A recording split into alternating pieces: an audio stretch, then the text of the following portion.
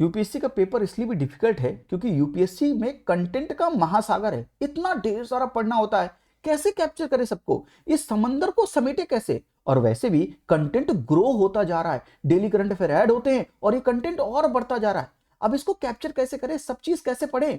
और कुछ स्टूडेंट सब कुछ पढ़ने निकल भी जाते हैं। इस समंदर को समेटना बहुत मुश्किल है दोस्तों। और अगर आप सब कुछ पढ़ने जाएंगे तो आप कुछ भी नहीं पढ़ पाएंगे, आप परेशान रहेंगे, आपका दिमाग बहुत ज्यादा विचलित रहेगा, माइंड स्टेबल नहीं रहेगा, फ्रस्ट्रेशन एंजाइटी रहेगी अंदर। क्यों? क्योंकि आप सब कुछ पढ़ना चाहते हैं और वो आपका ब्रेन कैप्चर नहीं कर पा रहा है, इसलिए आप परेशान हो रहे हैं। लेकिन समझिएगा कि सब कुछ पढ़ना जरूरी है। सवाल उठना चाहिए कि सब कुछ पढ़ना जरूरी है।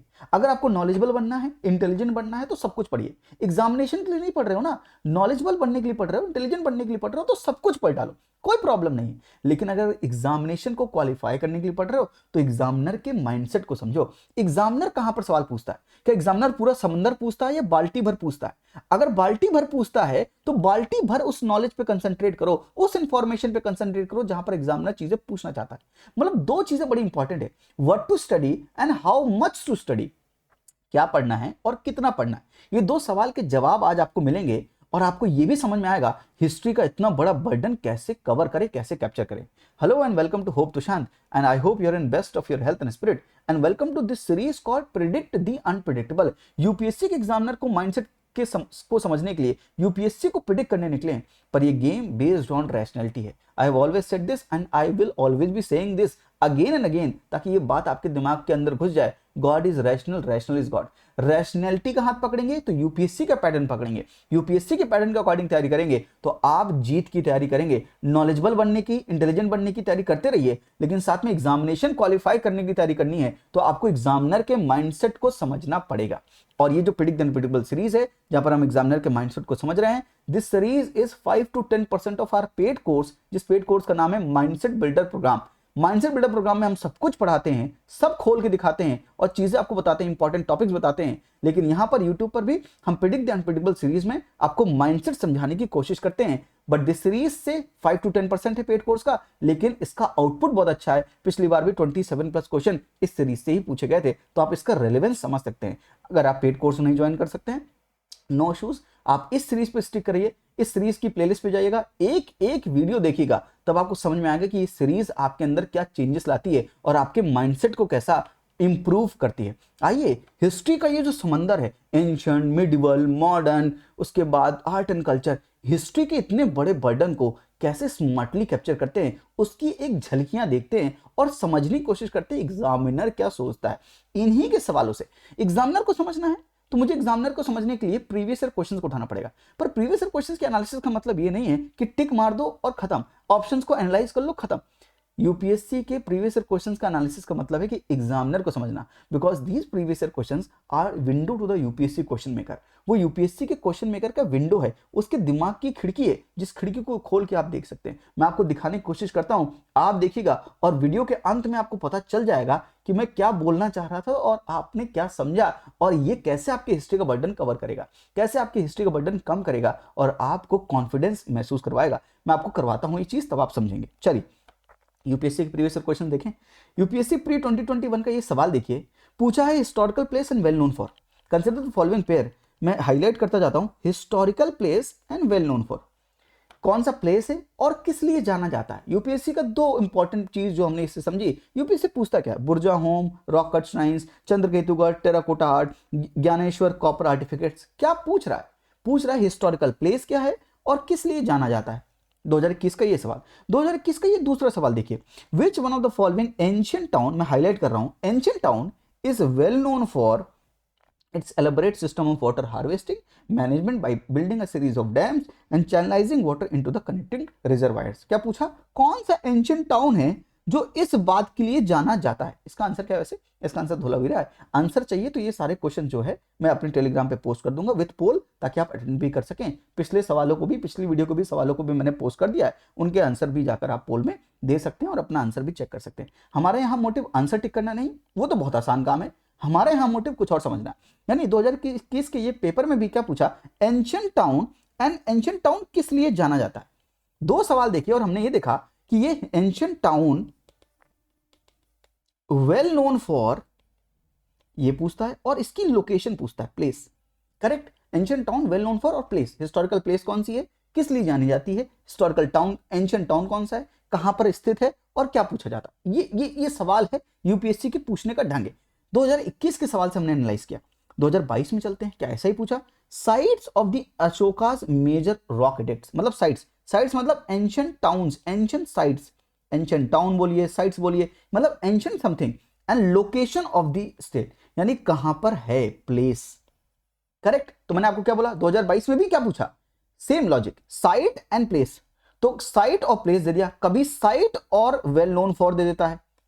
Correct, getting my point. तो ancient town, places, ancient town, well known for, 2022 का ये सवाल है। सवाल नहीं कर रहे हैं पर लॉजिक समझ रहे हैं। तीसरा, 2023 में 3 सवाल पूछे, site and well known for, Besnagar, भज, सित्तनवासल, शेवाइट केव श्राइन्स, बुद्धिस्ट केव श्राइन्स, जैना केव श्राइन्स, ये कौन सी एंशिएंट साइट्स हैं, किस लिए जानी जाती हैं। मैं लॉजिक समझा रहा हूं, अभी आपके दिमाग खुलना शुरू हुआ होगा, अभी तो मैं पूरा इसको वाइड ओपन कर दूंगा। Ancient sites well known for, 2023 का सवाल।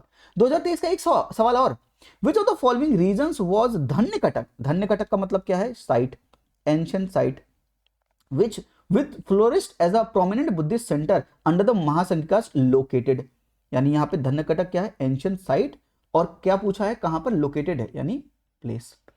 2023 का ये दूसरा सवाल।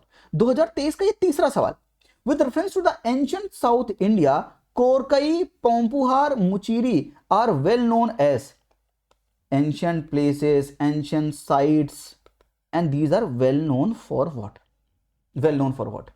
2023 के 3 सवाल। मैं अगर झूठ बोल रहा हूं तो ये प्रीवियस ईयर क्वेश्चन झूठ बोलेंगे, मैं अगर आपसे सच बोल रहा हूं तो ये प्रीवियस ईयर क्वेश्चन दिखा के बोल रहा हूं। अब इससे ज्यादा कैसे बोल दूं, सामने आपको दिखा तो रहा हूं। Site and well known for, site and location, site and well known for, 3 सवाल। यहां पर 2022 में साइट एंड लोकेशन, यहां पर historical place and well known for, ancient town and well known for, सारे सवाल दिखा दिए। यही सवाल पूछता है, इसके अलावा कुछ पूछता है। 2021, 2022, 2023 के 3 सवाल। आइए 2024 में क्या पूछा है, 2024 में आर्कियोलॉजिकल साइट, स्टेट, डिस्क्रिप्शन। 2024 के पेपर में तीनों चीजें पूछ ली, archaeological site, location, description, well known for. यानी यूपीएससी में आप जब इतना ढेर सारा पढ़ते हैं, पूछता क्या, एग्जामिनर का माइंडसेट क्या, पूछ क्या रहे हो। एग्जामिनर से तुम पूछो पूछना क्या चाहते हो। एग्जामिनर बोलता है कि मेरे को 3 चीज पूछनी है, आर्कियोलॉजिकल साइट, स्टेट और description. Archaeological site, place and well known for, archaeological site, place and well known for. मतलब एग्जामिनर के माइंडसेट को समझा हमने, तभी हम ये समझ पाए ना कि हमको हिस्ट्री में बार बार यही चीज पूछ रहा है। और ये 2024 का लेटेस्ट पेपर है, ये तो लेटेस्ट है बॉस। मैं थोड़ी खुद से पेपर बना रहा हूं, एग्जामिनर के पेपर को दिखा रहा हूं। आपने एनालाइज किया क्या, आपने समझा क्या, ये बात नहीं समझा तो मैं समझा तो रहा हूं। अब ऐसे पढ़ने की कोशिश करना। और देखो, अगर ये इंपॉर्टेंट है तो आप पढ़ें कैसे, कैसे प्रिपेयर करें। आप किसी भी पीरियड का एंशिएंट टाउन, प्लेसेस जो भी हो, पढ़िए कि वेल नोन फॉर किस लिए जाना जाता है और उसकी लोकेशन क्या है, उसकी लोकेशन क्या है। एंशिएंट टाउन, प्लेसेस, साइट्स, ये थीम है यूपीएससी का। मैं ये सारी थीम माइंडसेट बिल्डर प्रोग्राम में कराता हूं, पेड प्रोग्राम है। क्या करूं भाई, हर चीज फ्री नहीं हो सकती, जितना फ्री हो सकता है मैं देता हूं। मैं इतनी कोशिश तो कर रहा हूं। बाकी यूट्यूब चैनल चेक करो, आप कंपैरिजन करते हो तो फिर कंपैरिजन सबका करो, कितना क्वालिटेटिव कंटेंट आपको कौन दे रहा है, कौन बता रहा है। तो मैं तो कोशिश कर रहा हूं कि मैं फ्री में भी बहुत चीजें बताऊं आपको। मैं तो कोई वो चोरी नहीं कर रहा हूं भाई, लेकिन जो चीज है तो है। अब मैं 10% यहां दे रहा हूं तो मैं अपने पेड स्टूडेंट को 90% और ज्यादा दूंगा ना। उन्होंने मुझे पे किया, मैं उनको और नॉलेज देने की कोशिश करूंगा ना भाई। उन्होंने मुझे सर्विस मांगी मेरे से, मैं उनको सर्विस दे रहा हूं। Ancient town, places, well known for and location, ये पढ़ना है, सब कुछ नहीं पढ़ना है। साथ में ये भी पूछता है, एक और थीम है, मैंने लिख दिया यहां पर, थीम नहीं लगाया मैंने, लेकिन ये भी पूछता है कौन फाउंडर है, किसी भी गुप्ता पीरियड है तो कौन फाउंडर है, इंपॉर्टेंट किंग कौन से हैं, इंपॉर्टेंट किंग ने क्या काम किया, इंपॉर्टेंट वर्क, और उसका importance with the art and architecture, literature. और अगर लिटरेचर है तो उसका बुक कौन सी लिखी और ऑथर कौन है। अगर आप इतना कवर करेंगे तो आप यूपीएससी में जो पूछे जा रहे हैं सवाल, आप उनको कैप्चर कर पाएंगे। इसलिए मैं आपसे फिर से रिक्वेस्ट करना चाहूंगा कि आप सब कुछ पढ़ते हैं फिर पीरियड में, लेकिन यूपीएससी प्री में क्या पूछ रहा है, उसका थीम क्या है, पूछ क्या रहा है, अगर ये कवर करेंगे, स्मार्टली चलेंगे, तो आपका ना पढ़ने का बर्डन जो इतना ढेर सारा होगा बहुत रिड्यूस हो जाएगा। मैं कोशिश कर रहा हूँ आपके पढ़ने का बर्डन रिड्यूस करूँ, स्मार्ट वर्क करवाऊँ। मैं आपसे कोई शॉर्टकट नहीं बोल रहा हूँ। स्मार्ट वर्क का मतलब होता है मोर हार्ड वर्क। आप सही जगह पढ़ोगे, लेकिन मुझे अगर यहाँ से लेट से दिल्ली से अगर मुंबई जाना है और मैं इधर ट्रेवल करने निकल जाऊं, तो मेरी स्पीड चाहे सुनामी की स्पीड से भी ज्यादा क्यों ना हो, मैं कहीं और पहुंचूंगा, मैं कभी मुंबई नहीं पहुंच सकता। लेकिन अगर मैं मुंबई की डायरेक्शन में निकलूंगा, चाहे मेरी स्पीड स्लो होगी, पर मैं एक दिन मुंबई जरूर पहुंच जाऊंगा। डायरेक्शनल हार्डवर्क करेंगे, उसी को स्मार्ट वर्क बोलते हैं, उसी को स्मार्ट वर्क बोलते हैं। नॉलेजेबल बनना है, वेरी गुड, लेकिन अगर एग्जामिनेशन क्वालिफाई करना है तो एग्जामिनर के माइंडसेट को समझना पड़ेगा और ये चीजें करनी पड़ेंगी। नॉलेज गेन करना पड़ेगा, थीम्स समझनी पड़ेंगी और चीजें उसके अकॉर्डिंग करनी पड़ेगी। और अगर हमारे पेड कोर्सेज जुड़ना चाहते हैं तो आप जुड़ सकते हैं। कंटेंट के लिए हमारे पास सब कुछ जहां पर हम पढ़ा रहे हैं, that is prelim perfection course, जहां पर हम इन जस्ट 11,899 6 फरवरी से स्टार्ट हो गया है, 2 लेक्चर 3 लेक्चर हो चुके हैं, पॉलिटी इकोनॉमी से शुरू किया हमने। और प्रीलिम परफेक्शन कोर्स में हम सारे सब्जेक्ट पढ़ाएंगे इंक्लूडिंग सीसेट भी करवाएंगे, प्रैक्टिस भी करवाएंगे, कंटेंट आपका इनरिच कर देंगे, 0 से एडवांस लेवल तक पढ़ाएंगे, साथ में माइंडसेट बिल्ड करेंगे। तो माइंडसेट बिल्डअप प्रोग्राम में करेंगे। तो यहां पर 2 चीजें रिक्वायर्ड है प्रीलिम्स 2025 के लिए, कंटेंट प्लस माइंडसेट। इन दोनों का मिक्सचर बहुत बढ़िया काम करेगा। कंटेंट में अगर आपका कोई पर्टिकुलर सब्जेक्ट वीक है, इकोनॉमी वीक है, तो इकोनॉमी ज्वाइन कर सकते हैं स्टैंड अलोन। पॉलिटी का मॉड्यूल है, पॉलिटी ज्वाइन कर सकते हैं। सीसेट अलग से ज्वाइन करना है तो सीसेट अलग से ज्वाइन कर सकते हैं। बाकी सब्जेक्ट के धीरे धीरे मॉड्यूल ले आएंगे, फ्लेक्सिबिलिटी आपको दे देंगे। जो सब्जेक्ट कमजोर है कंटेंट में वो कर सकते हैं, लेकिन माइंडसेट के लिए सिर्फ एक ही प्रोग्राम है, माइंडसेट बिल्डअप प्रोग्राम। इन प्रोग्राम्स को देखिएगा, अगर आपको अच्छा लगे, अगर मैं आपकी मदद कर सकता हूं, मेरी मदद आप लेना चाहते हैं तो जरूर ले सकते हैं। आज के लिए इतना ही। आई होप जो मैं समझाने आया था यहां पर कि किस तरह से क्या पूछता है वो माइंडसेट समझेंगे तो आपका बर्डन कम होगा और आपका रिवीजन का भी बर्डन कम होगा और एग्जामिनेशन में आप एंशियस बहुत कम रहोगे। आज के लिए इतना ही। थैंक यू, नमस्ते, जय हिंद।